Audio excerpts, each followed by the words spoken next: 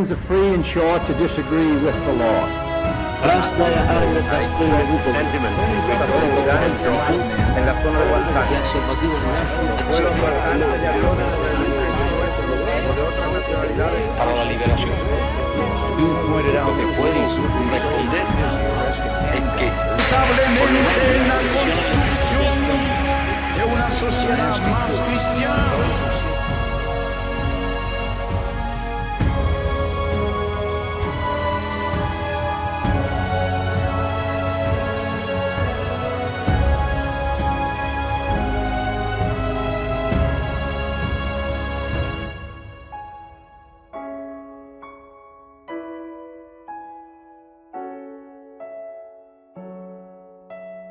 Hola, amigos y amigas de este canal Lugares de la Guerra Fría. Hoy realizaremos una singladura en compañía de Domingo Cáceres para explicar el incidente del USS Liberty. Y para poneros en contexto, sin más preámbulos, pues hay que recordar que en mayo de 1948 nació el Estado de Israel. El gobernante colonial, Gran Bretaña, se exasperó con la creciente violencia entre sionistas y palestinos y lanzó el problema en brazos de Naciones Unidas. Estas Naciones Unidas trazaron un plan de partición que concedía la mitad del territorio a los judíos. El plan era bastante justo, pero impracticable. Los árabes, especialmente los palestinos, egipcios, sirios y jordanos, pretendían borrar del mapa al nuevo Estado. Los árabes invadieron inmediatamente Israel en 1948, pero sus ejércitos eran pequeños, carecían de experiencia, estaban mal dirigidos, peor equipados y muy descoordinados entre sí. Se enfrentaban a un Israel movilizado por completo, con armas modernas. Las fuerzas árabes fueron rápidamente aplastadas. Los verdaderos perdedores fueron los palestinos. La mitad de ellos se convirtieron en refugiados. Sus propios líderes los arrancaron de sus hogares. Otros fueron expulsados por el ejército israelí en un proceso que posteriormente se denominaría limpieza étnica. Durante varios años, Estados Unidos alimentó la quimera de una alianza de seguridad regional para contener el comunismo, que incluía a Israel y a los países árabes. Se hicieron la ilusión de que podrían ser amigos de ambos lados hasta que llegamos a los años 60. No se dieron cuenta de que al mundo islámico el comunismo le resultaba irrelevante y que la principal fuerza unificadora era la hostilidad contra Israel. A principios de los años 50, una serie de golpes de Estado instalaron regímenes radicales y nacionalistas en la zona, y la URSS procuró ganarse su amistad proporcionándoles armas y apoyo contra Israel. Desde que accedió al gobierno en 1553, el presidente Eisenhower, el héroe de la Segunda Guerra Mundial, intentó impedir la expansión de la influencia soviética en Oriente Próximo, formando una alianza antisoviética con los estados árabes. Por eso Estados Unidos adoptó una actitud más neutral ante el conflicto entre árabes e israelíes. En febrero de 1955, tan solo un estado árabe, Irak, ingresó en el recién firmado Pacto de Bagdad, alianza que formaban Turquía, Irán, Pakistán y Gran Bretaña, aunque Estados Unidos nunca se adhirió al pacto para no enemistarse con los estados árabes que se oponían a la hegemonía británica en la región. Washington patrocinó su creación. El secretario de Estado de Eisenhower, Dulles, creía que este nivel septentrional de estados aliados sería un baluarte eficaz contra la expansión soviética en Oriente Próximo, o Oriente Medio, según algunos. Pero el Pacto de Bagdad no tardó en ser boicoteado por el coronel Gamal Abdel Nasser, que se convirtió en presidente de Egipto después de derrocar al rey Farouk en julio de 1952. También la URSS, desde 1955, se involucró en la zona A fin de cuentas, estábamos hablando del flanco sur desde la perspectiva soviética. Khrushchev, el secretario de Estado y el secretario del Partido Comunista, había estado interesado en esta zona, Oriente Medio, Oriente Próximo. De hecho, ese año envió a su secretario favorito, Dmitry Shepilov, a esa región, para una misión de reconocimiento y de tanteo. Shepilov se entrevistó con el coronel Nasser, cuando ya era el hombre fuerte de Egipto, e informó de que la región tenía un gran potencial para lanzar una ofensiva pacífica contra las potencias occidentales. El objetivo a largo plazo era el deterioro de las relaciones existentes entre los árabes y Europa y Estados Unidos, con vistas a provocar una crisis del petróleo. Las consecuencias de esta política fueron inmediatas. Las adormecidas conversaciones entre Egipto y Checoslovaquia para la venta de armamento llegaron rápidamente a un final feliz, y de Checoslovaquia empezó a salir una marea de armas de diseño soviético con destino a Egipto y Siria. Moscú incluso acordó proporcionarle a Nasser tecnología atómica. La lucha entre Moscú y Occidente por el Oriente Medio árabe acababa de empezar, un elemento decisivo en la expansión imperial soviética de los años 70. Nasser recurrió a los soviéticos en busca de ayuda porque quería aplastar a Israel. Por eso las armas soviéticas resultaban tan valiosas para él. Incluso rompió las relaciones diplomáticas con la China nacionalista y reconoció al gobierno de Mao. Con ello se convirtió en el primer Estado cliente de la Unión Soviética en esta región. El 19 de julio de 1956, el gobierno de Eisenhower reaccionó a este acercamiento informándole que Estados Unidos no ayudaría a financiar la construcción de la presa de Asuán, proyecto muy importante para Nasser porque quería llevar a cabo una revolución agraria. Al cabo de unos días, Nasser anunció que nacionalizaría el canal de Suez y utilizaría estos ingresos para financiar la presa de Asuán. Gran Bretaña y Francia quedaron horrorizados. Les preocupaba la posibilidad de obstaculizar desde esa zona los envíos de petróleo a la Europa occidental. Sin informar a Eisenhower, los días 22 y 23 de octubre de 1956 trazaron un plan para provocar la caída de Nasser. El plan disponía que fuerzas israelíes llegaran hasta el canal, lo que sería la excusa para una intervención militar anglo-francesa con vistas a proteger su empresa, a proteger el canal. El ataque israelí empezó el 29 de octubre. 2 días después, al negarse Egipto a permitir la intervención anglo-francesa para proteger el canal, los europeos comenzaron a bombardear bases egipcias. Nasser respondió hundiendo barcos en el canal, lo que causó una crisis petrolera en la Europa occidental. Esta campaña fue un desastre para Gran Bretaña y Francia, una de las últimas guerras coloniales en los años 60. Eisenhower se puso furioso e introdujo una resolución en la ONU que fue apoyada por el bloque soviético, que pedía un alto el fuego. Los israelíes, sin embargo, no se retiraron hasta después de que el gobierno de Eisenhower les asegurara que Estados Unidos garantizaría el principio de paso libre e inocente por el estrecho de Tirán, zona por la que Israel accedía al Mar Rojo y desde allí al Océano Índico. Como en los años 60 Estados Unidos se consideraba aliado de Israel, esto empujó a los árabes hacia la Unión Soviética, como ya dije. Israel compró armas a los norteamericanos y también a los ingleses y franceses.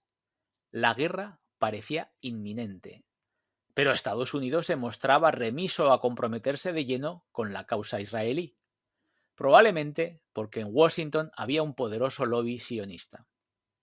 La Guerra de los 6 días, que se inició el 5 de junio de 1967, fue una verdadera catástrofe para los árabes. Con este ataque preventivo, las fuerzas árabes se derrumbaron en todos los frentes ante los ataques de Israel. Se produjo una nueva crisis de refugiados y también una crisis de las relaciones entre Oriente y Occidente. Por primera vez desde la crisis de los misiles cubanos, la línea caliente se utilizó en serio.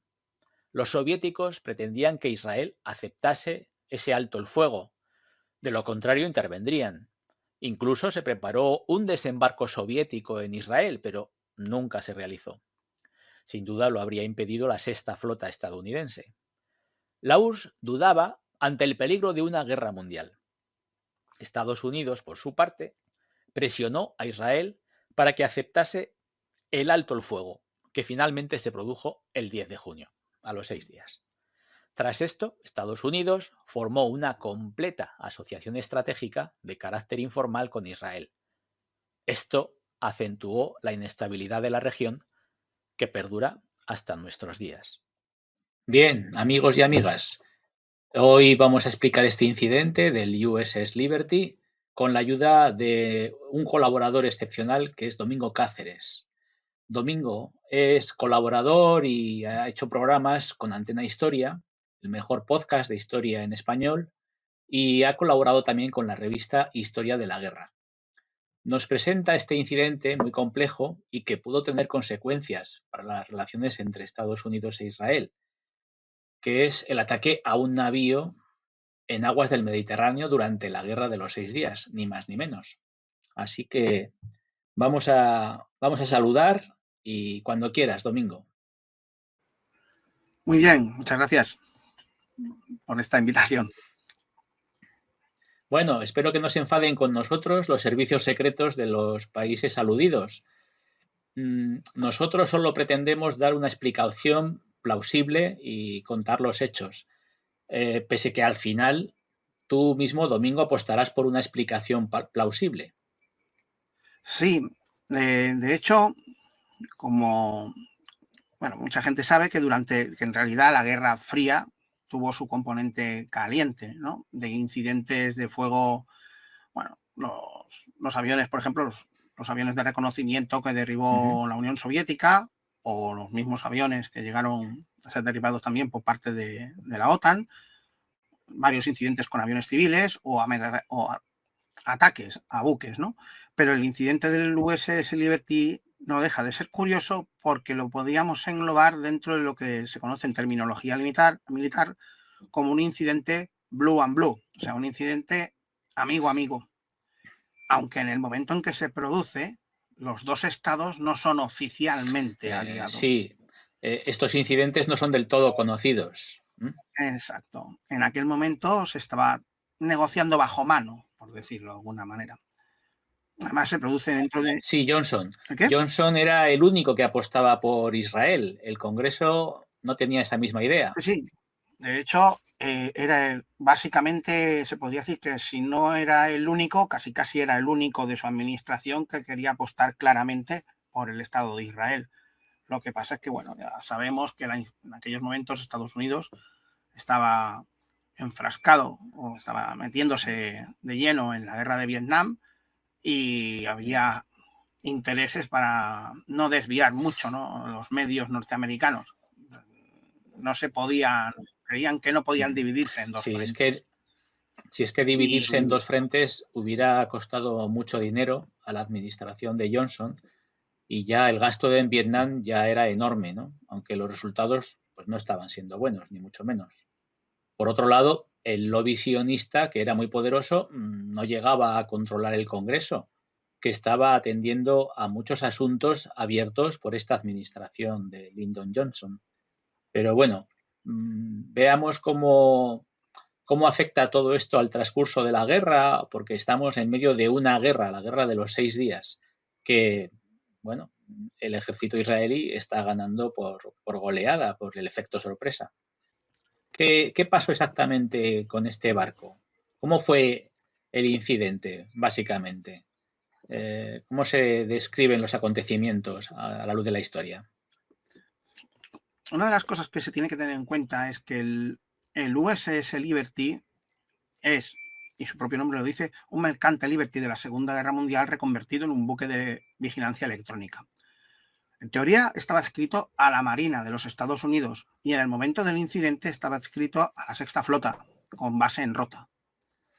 Parte el día 1 de junio de 1967 desde Rota a su destino, que en teoría era acompañar a la Sexta Flota, y digamos que tenía que vigilar la zona caliente de Oriente Medio. ¿Vale? Sí, es que España había firmado unos acuerdos con Eisenhower. Bueno, de todos los países aliados de Estados Unidos en el momento, la España de Franco era la única que no tenía un parlamento o un congreso que hiciera preguntas indiscretas sobre quién recalaba en el puerto o aterrizaba en según qué aeródromo. No, nadie hacía preguntas indiscretas en aquella época, en esa España.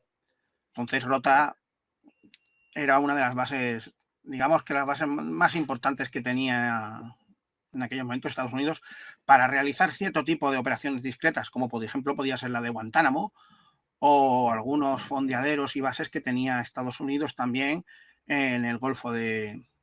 Bueno, en el Golfo de Guinea, por ejemplo. El USS Liberty también había estado fondeado en Nigeria en aquellos años.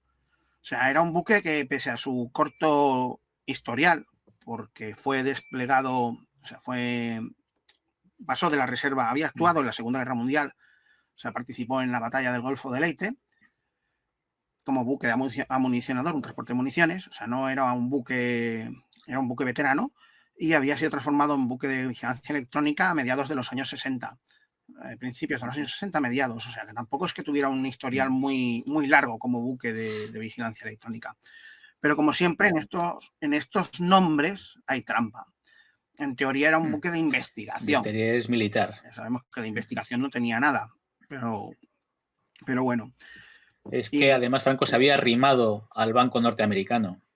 Sí, de hecho, si se sigue, porque hay una página de la Marina estadounidense donde puedes seguir todo el historial del USS Liberty, pues la verdad es que hasta el 8 de junio de 1967 su historial es bastante anodino. Anodino en lo que, pues sí, intercepto a este barco, sigo a estos buques rusos, grabo esto, grabo lo otro.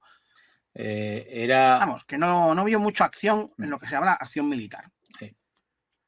Cuando se calienta un poco la cosa en Oriente Medio y Nasser comienza a hablar un poquillo más alto y hay posibilidad de que estalle la guerra, pues Estados Unidos decide desplazar la Sexta Flota desde su base en Rota a patrullar el Mediterráneo Oriental.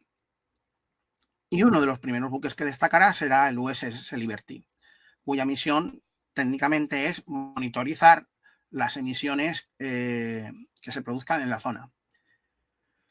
Aquí ya nos vamos a encontrar con la primera discrepancia, ¿vale? Lo primero es que es un buque de la Marina de los Estados Unidos, pero esta misión será una misión de inteligencia, una misión, digamos, más bien civil de la NSA, que no una operación militar. La Agencia Nacional de Seguridad. Sí, o sea,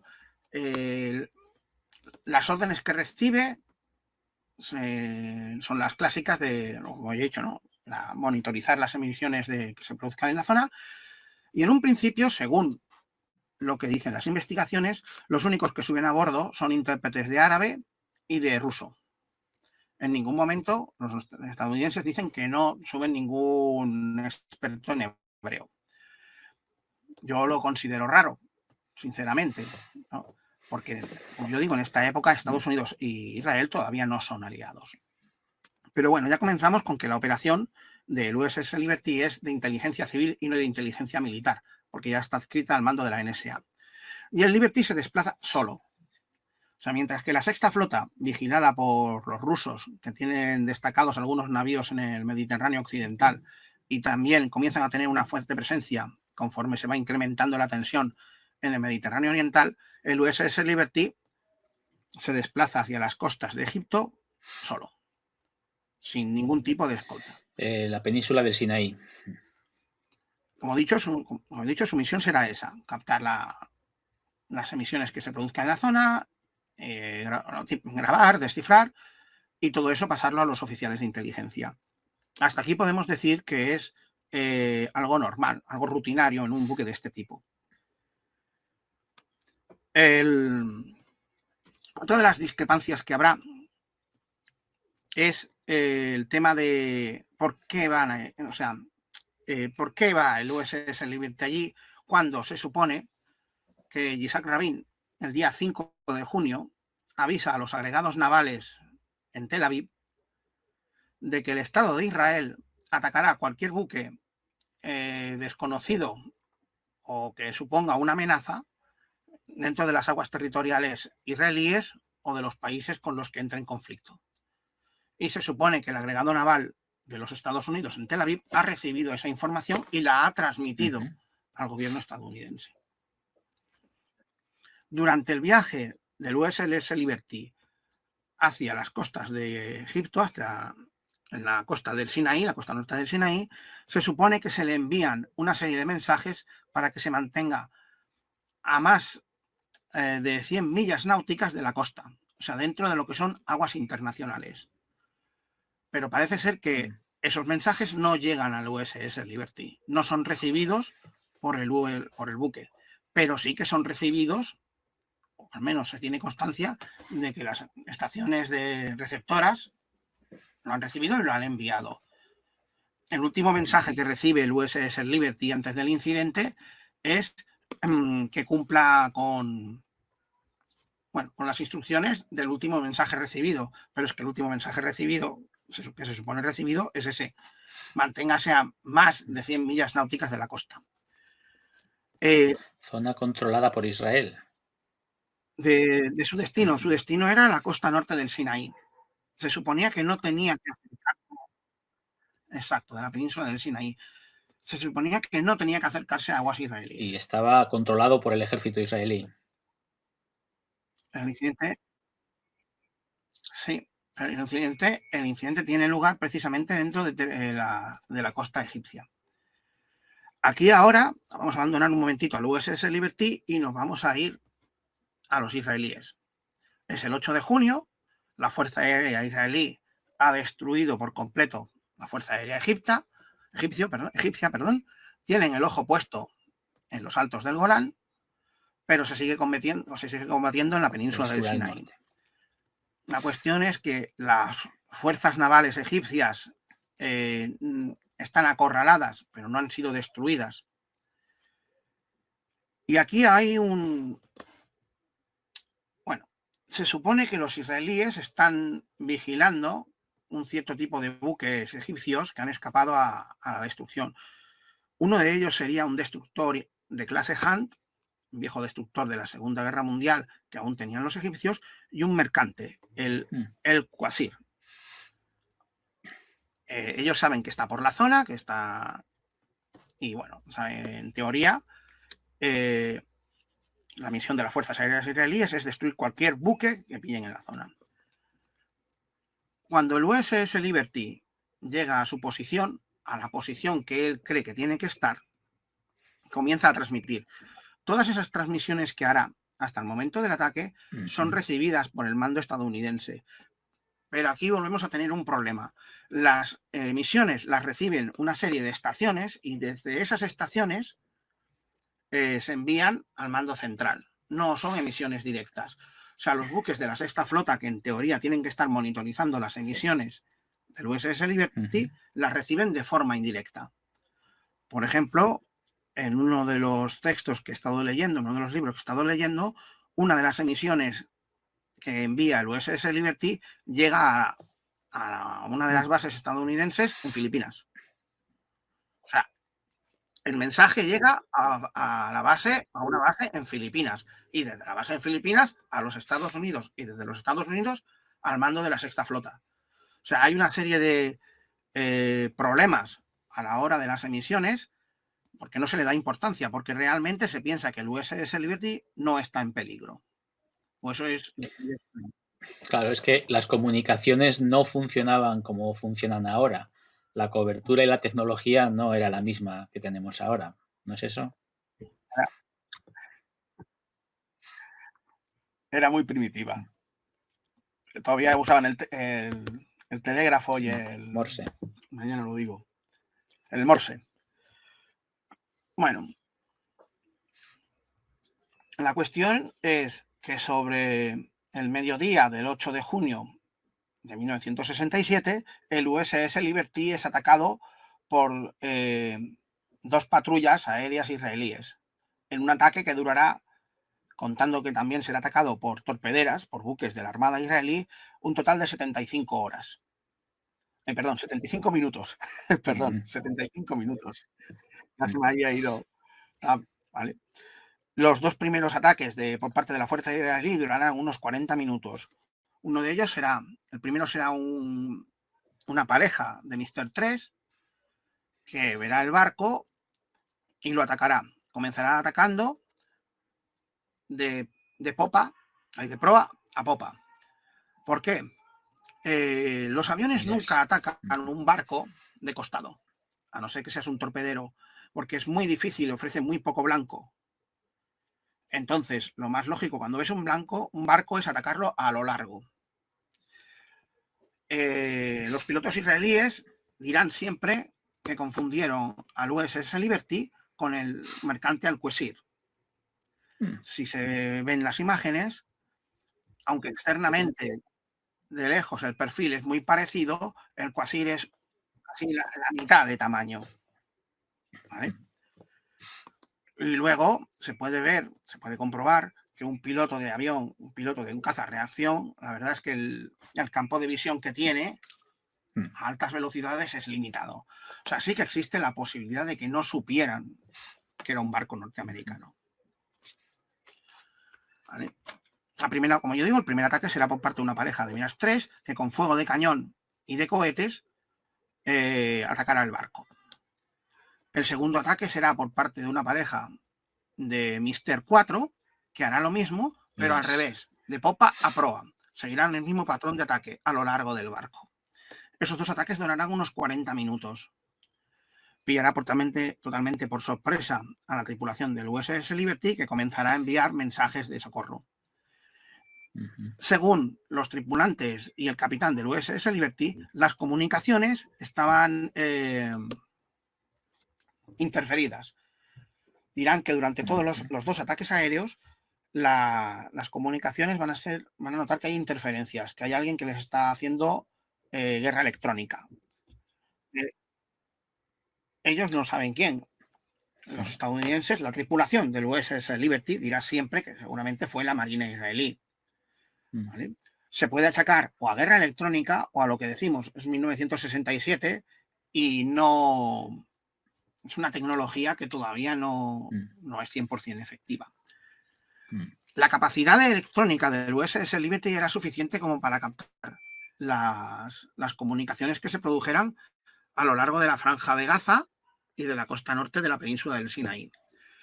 De hecho, cuando les atacan al USS Liberty, coincide que está en un punto que los israelíes llaman, ahora no me acuerdo bien cómo lo llaman, es un punto por el cual tienen que pasar las fuerzas aéreas israelíes cuando se dirigen a hacer sus ataques en la zona del Sinaí. Se dice, un punto cercano a una base aérea, Domingo, ¿puede ser? Agua Gaila. No es una base aérea. Resulta que cuando se produce el ataque del USS Liberty está en uno de los pasillos aéreos asignados a las escuadrillas israelíes para atacar el Sinaí. O sea, sí o sí, el USS Liberty va a estar en medio del meollo. ¿Vale? Ese primer ataque aéreo solo causará 9 muertos y un número elevado de heridos. Digo solo porque cuando una vez han marchado los aviones israelíes y parece que la cosa va a volver a la normalidad y demás, aparecen 3 patrulleras también de la Armada israelí que realizan un ataque de torpedos. Según los israelíes, ellos atacan el buque porque el buque les dispara.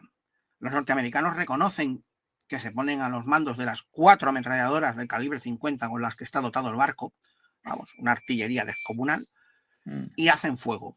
Según los estadounidenses, hacen fuego para repeler el ataque de los israelíes. Los israelíes dicen que disparan los torpedos porque se les dispara desde el barco, un barco que ellos no reconocen como estadounidense hasta después de haber realizado el ataque. Este segundo ataque causará 29 muertos. O sea, Sí, es un momento crucial, ¿no? Porque se trata de fuego, hasta cierto punto, fuego amigo, ahí en está. cierto modo. En principio nos encontramos con esto, con un ataque de fuego amigo. Pero es en el momento en el momento posterior, cuando se comience a evaluar la situación y a ver qué ha pasado, cuando ya sí que comenzarán una serie de discrepancias, según las cuales mucha gente dirá que ha sido un ataque deliberado. A ver, que es cierto, ¿no? Ha sido un ataque deliberado. Han visto un barco y han atacado. Pero dirán que deliberadamente han atacado un buque de la fuerza, de la Marina de los Estados Unidos. Ahí está. Cuando los mensajes de SOS llegan a los buques de la Sexta Flota, que rápidamente envían ayuda para poder remolcar el barco. El USS Liberty, con todos los daños que tiene y rechazando la ayuda israelí, que no me extraña que rechacen la ayuda israelí, porque después de haberle lanzado los torpedos, el comandante al mando de las torpederas dice que se da cuenta que es un buque estadounidense y ofrece su ayuda.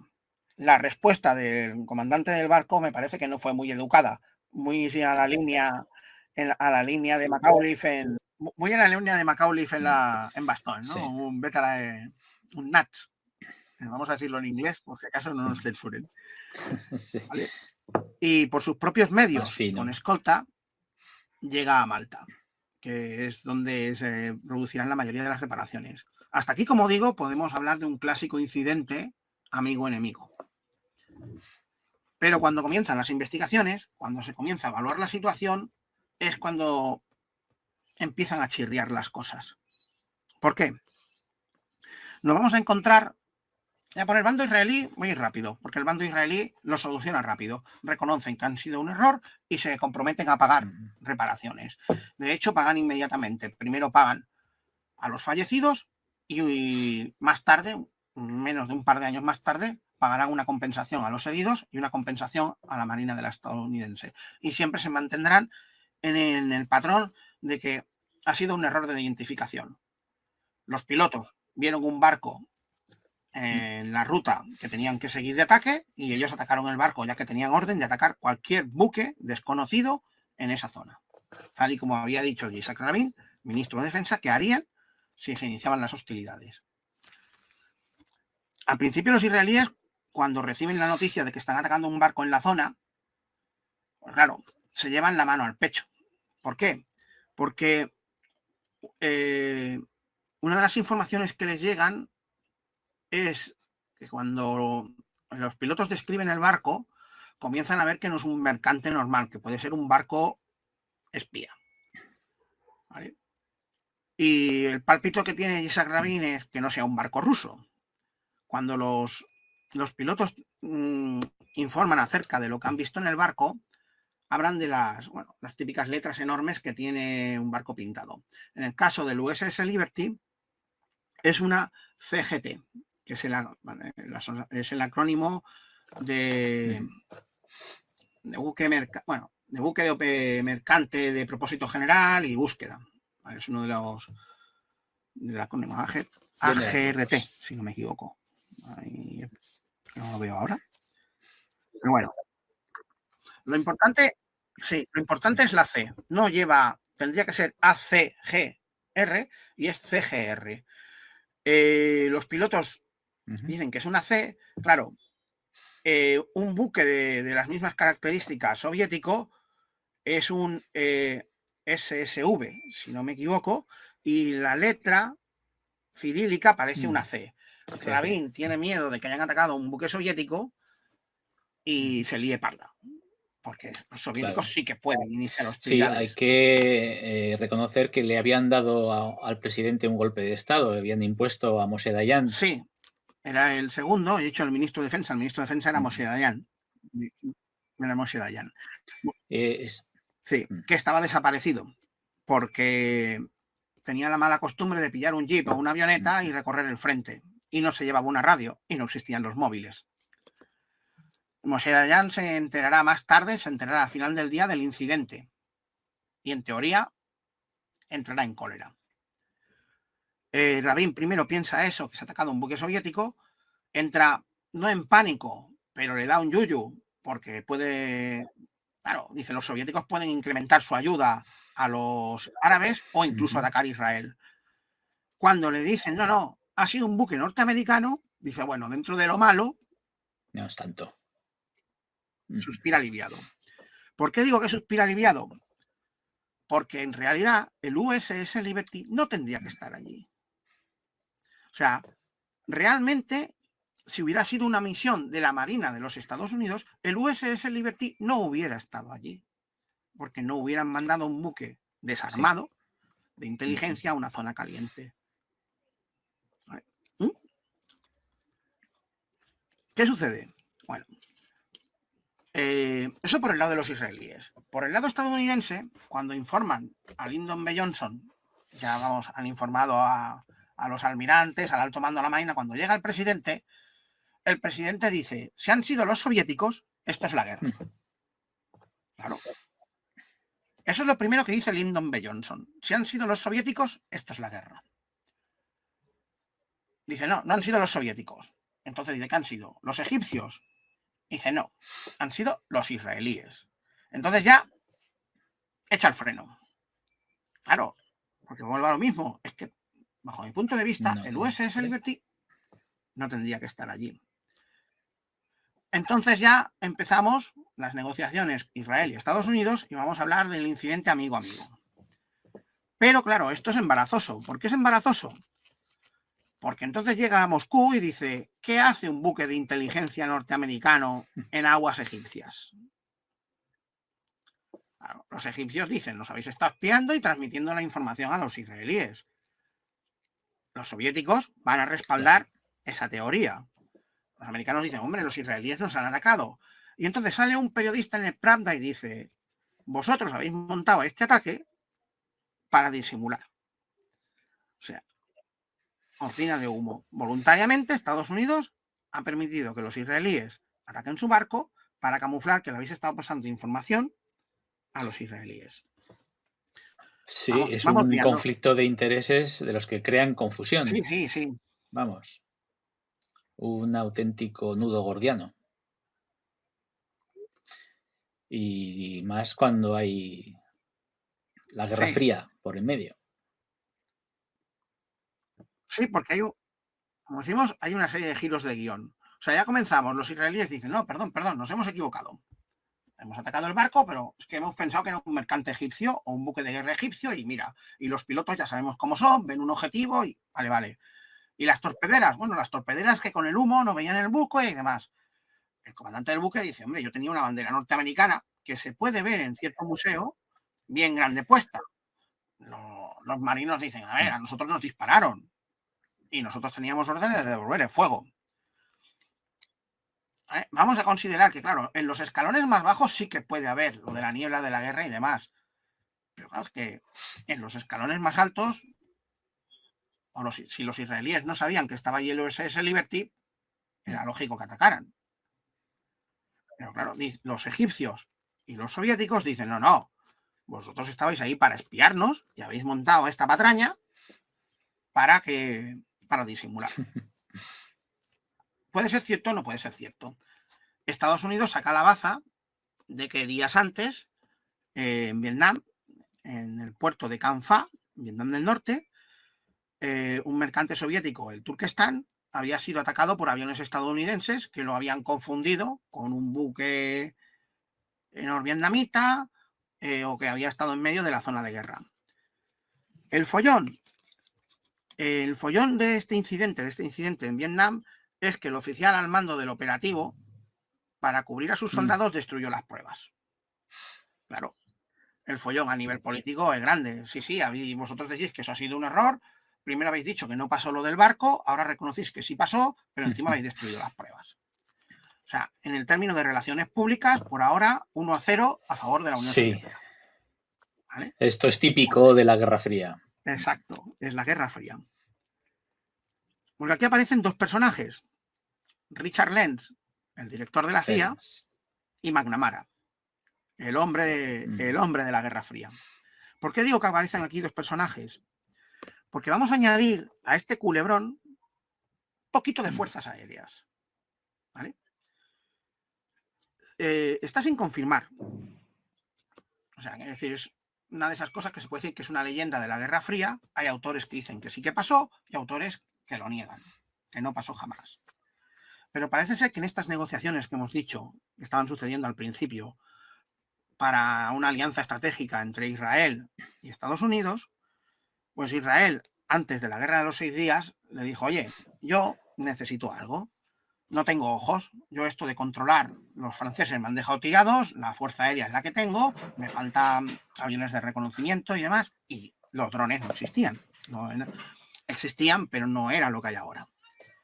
Entonces, en uno de esos actos altruistas de los servicios secretos estadounidenses, de la NSA y la CIA y demás, parece ser que se destacó una unidad de aviones de reconocimiento RF-4 Phantom C en Israel los días previos al estallido de la Guerra de los 6 días. Aquí volvemos a la España de Franco, ese gobierno aliado que no pregunta nada. Y esos aviones volaron de Alemania Morón. a Morón. En Morón, porque en teoría tenían que volar para unas misiones, para unas maniobras secretas de la OTAN, y en Morón les dicen a los pilotos, toda vuestra documentación la dejáis en esta bolsa y no os lleváis nada. Y si os derriban, no os conocemos. Pilotos de la Morón, CIA, seguramente. Exacto, no existís. De Morón vuelan a un aeródromo en el Negev y los días previos a la Guerra de los 6 días se dedican a hacer vuelos de reconocimiento nocturno sobre las líneas egipcias, sobre todo sobre las líneas egipcias, y también, en menor medida, sobre las líneas sirias. Hasta aquí digo que es una de esas leyendas de la Guerra Fría, porque hay autores que lo niegan, dicen que eso no pasó jamás, y hay autores que sí, que en sus libros dicen que esa operación secreta se realizó, que de hecho esos aviones aún estaban en Israel hacia el 11-12 de junio de 1967. Sí, son leyendas Pero que solo se confirman cuando se desclasifican todos los documentos. Podría ser una cortina de humo o estar todo orquestado, ¿no? Es como el puente de los espías. Claro. El capitán Powell en el puente de los espías. Se va enrevesando todo, de cualquier manera. Esto es la Guerra Fría, ni más ni menos.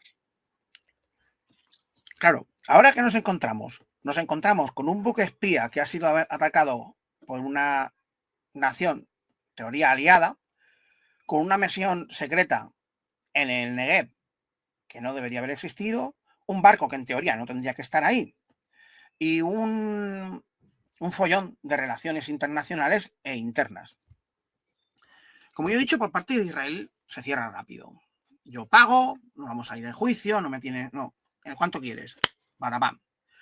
Por parte estadounidense se crea una comisión de investigación a puerta cerrada, donde no se va a dejar declarar a todos los marinos del USS Liberty, porque las declaraciones son contradictorias. Según los marinos del USS Liberty, fueron atacados por aviones sin identificación, lo que sería un crimen de guerra. Aunque uno de los marineros del USS Liberty dijo que los aviones eran israelíes, que había identificado la Estrella de David. Que las habían atacado en aguas internacionales y que aparte las patrulleras israelíes habían ametrallado las lanchas que se habían arrojado por la borda por si tenían que arrancar el barco. O sea, desde el punto de vista de la marinería del USS Liberty, la intención de los israelíes era hundir el barco. Y aquí entramos con las conspiraciones de la Guerra Fría. ¿Qué he dicho?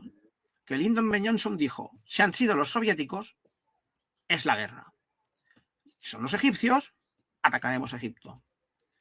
Una de las teorías conspirativas dice que este incidente fue hecho a propósito, un plan golpe sobre la mesa de Moshe Dayan, por un lado, para afirmar la soberanía de Israel frente a los Estados Unidos. Esto no es vuestro patio trasero como Vietnam. A Israel no la vais a tratar como a Vietnam del Sur. Digamos que esa sería la teoría conspirativa más ligera, más light. Personalmente es la que más me convence. Que Moshe Dayan dijo que da igual que el barco sea francés, inglés, estadounidense, lo que sea. Un barco que no están avisados, Exacto. Que en cuanto vieron que era un buque espía, lo atacaron. Que quisieran o no quisieran hundirlo. A ver, los únicos que podían hundir el barco eran las torpederas. Los aviones con cohetes y cañón era muy difícil que hundieran el USS Liberty. También podemos decir que a lo mejor los aviones lo que estaban haciendo era entretenerlo mientras venían las torpederas. Pero claro, que Dayan quisiera hundir un barco estadounidense, no lo veo muy claro. Eso por un lado. La otra es que los israelíes querían forzar a Estados Unidos a entrar en la guerra y que atacara a Egipto. De hecho, se dice que desde el USS América ya habían cargado aviones con bombas nucleares para atacar Cairo, etcétera, etcétera, etcétera. Pero bueno, no lo veo tan claro. Los marinos del USS Liberty siguen todavía peleando porque se declare el ataque como un crimen de guerra. Sí, hay un memorial. Familiares y marinos. Familiares y marinos. Es más, de hecho, se concedió al capitán la medalla de honor del Congreso por su actuación, pero no se la dio el presidente. Ojo, se la dio el alto mando de la Marina. La medalla de honor la suele dar el presidente.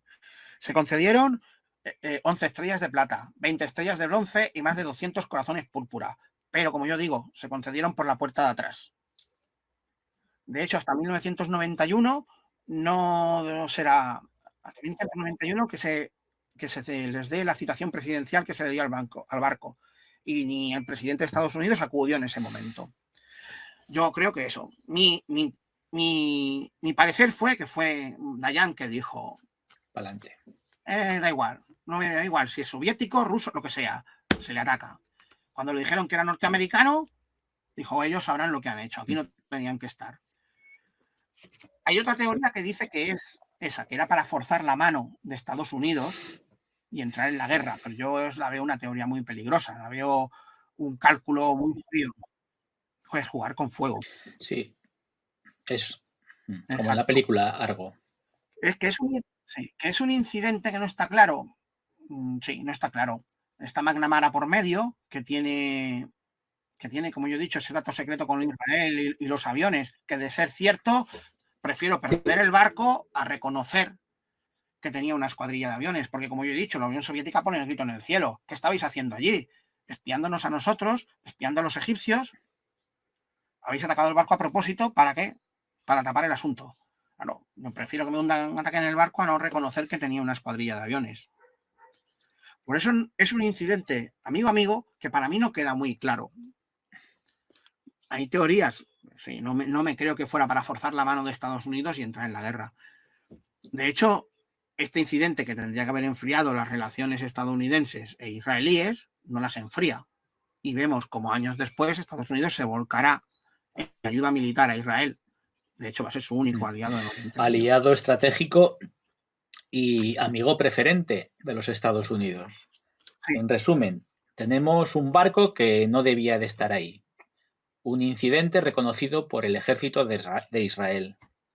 Unos aviones en misión secretísima y la geopolítica de una zona de interés para el aprovisionamiento energético.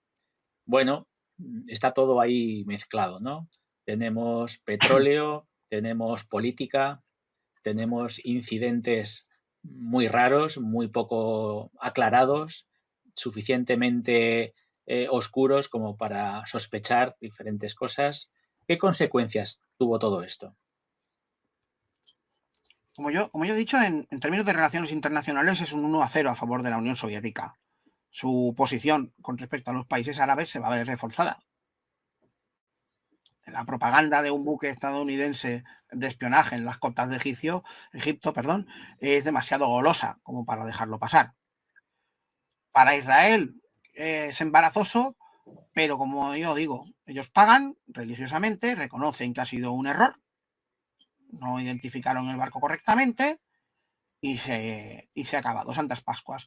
Pero para Estados Unidos, que está involucrado en la guerra de Vietnam, que tiene que explicar qué hacía ahí ese barco sin escolta, sin medios de defensa, y esos errores que he dicho que se han estado habiendo en las comunicaciones, que según la tripulación del USS Liberty era que se les habían interferido las comunicaciones, según el mando estadounidense, que hubo problemas de retraso entre las diversas estaciones y que la escolta del USS América, la sexta flota, pues estaba jugando al gato y al ratón con buques soviéticos y perdieron el Oremus.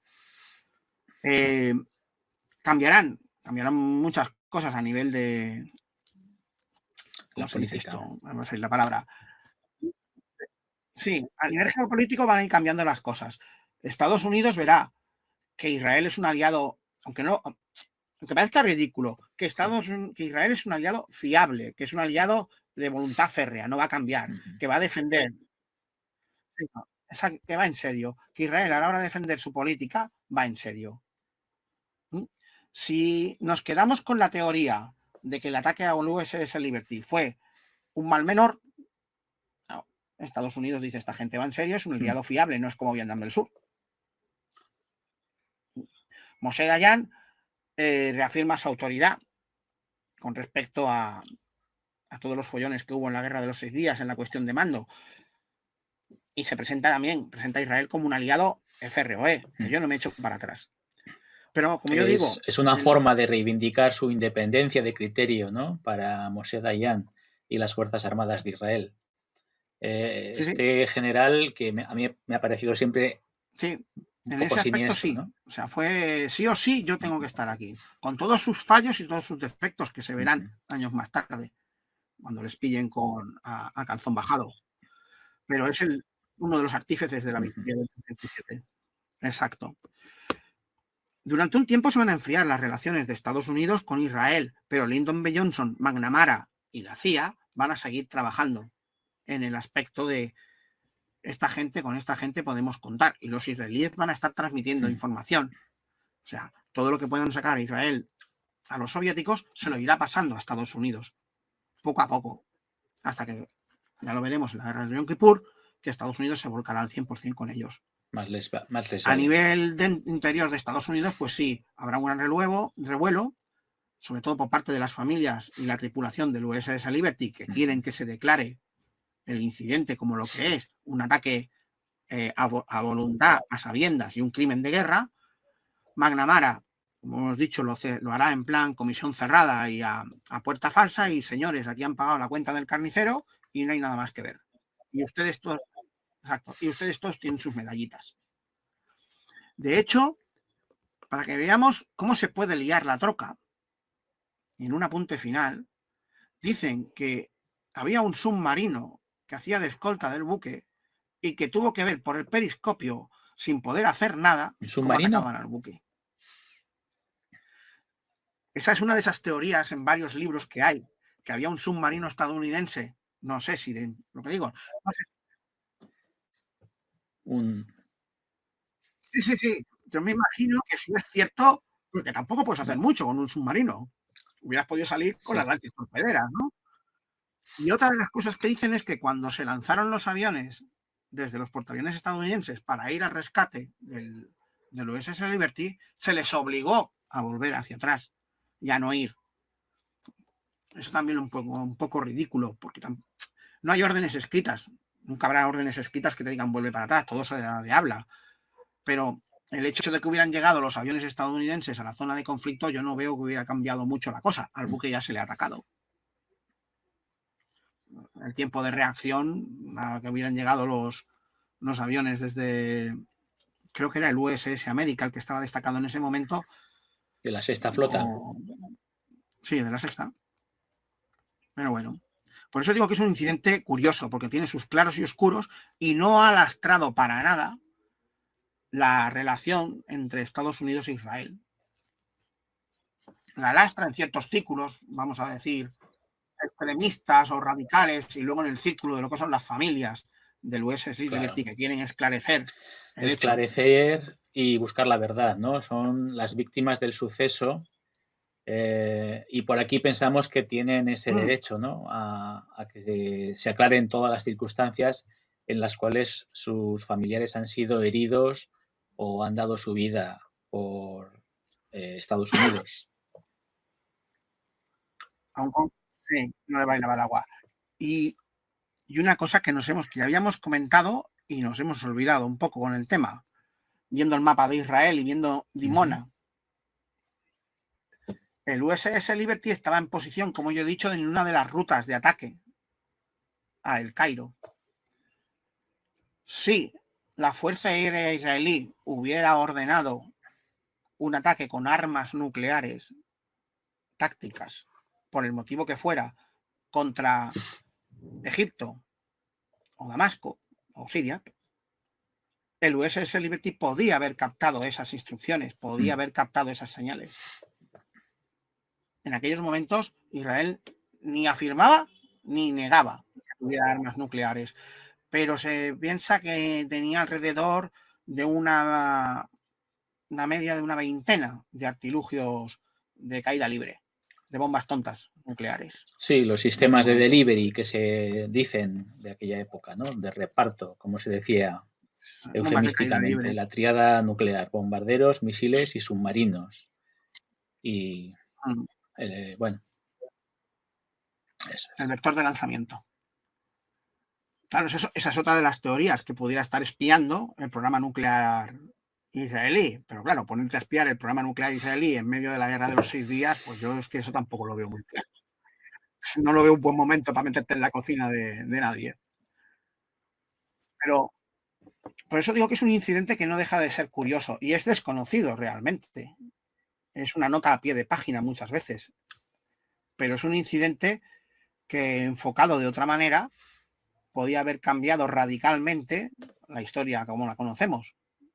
Si Estados Unidos hubiera adoptado una posición beligerante con respecto a Israel a causa de este incidente, la historia de Oriente Medio sería otra. A lo mejor Israel hubiera acabado en el bando soviético. Sí, y aquí lo que hemos hecho, sobre todo tú, Domingo, es contar los acontecimientos con objetividad para que nuestros amigos saquen sus propias conclusiones. Por otro lado, en este mapa hay unos cuantos puntos de interés por si algún día hacéis turismo por esta zona, ¿no? Está el monte Herzl, que es donde entierran a los políticos de la época, como el presidente de entonces, Levi Eshkol, un presidente poco conocido. Se aprecia la inmensidad de la península del Sinaí, que los israelíes no devolvieron hasta el año 1978 con los acuerdos de Camp David. También tenemos algunas bases aéreas repartidas por aquí y por allá y el punto exacto del incidente, que es justo pues ahí en las costas del monte Sinaí, de la península del Sinaí. También está el puerto de Eilat y el estrecho de Tirán, por donde se accede al Océano Índico, el Estado de Israel. Y en el norte, el Museo de la Marina de Israel, en los altos del Golán, ¿no? Todo esto configura un panorama de interés geoestratégico crucial, ¿no? Y es lo que pasa con el Estado de Israel, que está puesto en una posición muy interesante, sobre todo para el aprovisionamiento de petróleo. Sí, de hecho, para los que busquen en los mapas y demás, pues siempre está, por ejemplo, el Arish, que es la capital, si no me equivoco, es la capital administrativa de la península del Sinaí, y que es un punto clave, es un cruce de carreteras clave a la hora de entrar en la península del Sinaí, siempre y cuando quieras utilizar carreteras. Punto estratégico. Sí, el Arish. El Arish. Sí, está. Sí, aparte ahí ya se han producido batallas durante las guerras árabe-israelíes. De hecho, es lo que yo digo, es la capital administrativa. Y si te fijas, el USS Liberty casi estaría en la vertical. Casi estaría en la vertical de esa zona. O sea, estaba en el lugar adecuado, pero quizás no era el momento adecuado. ¿Por qué no informaron? Los Estados Unidos no informó a su presunto aliado de que iba allí ese barco. ¿Qué estaban haciendo? ¿Un Vietnam del Sur? En plan, yo aquí hago lo que quiero y tú obedeces. Y se encontraron que esta gente pues ni era México ni era Vietnam del Sur. Bueno, llevamos ya 50 minutos y ya toca despedirse, ¿no? Espero que podamos contar contigo, Domingo, para otras colaboraciones y que nos cuentes algún que otro asunto de interés para nuestros amigos. Por mi parte, agradecerte el esfuerzo que has hecho para prepararte este asunto y, bueno, más adelante contaremos contigo para otro asunto de interés. Espero que no tan enrevesado como este que nos ha tocado hoy. Pero bueno, sería interesante contar contigo. Eso a vuestra disposición. Gracias a vosotros. Bueno, pues muchas gracias, Domingo. Te vemos en otra ocasión y a nuestros amigos les despido para otro momento, para otro lugar de la Guerra Fría y otros acontecimientos que iremos contando por este canal. Hasta pronto. Adiós.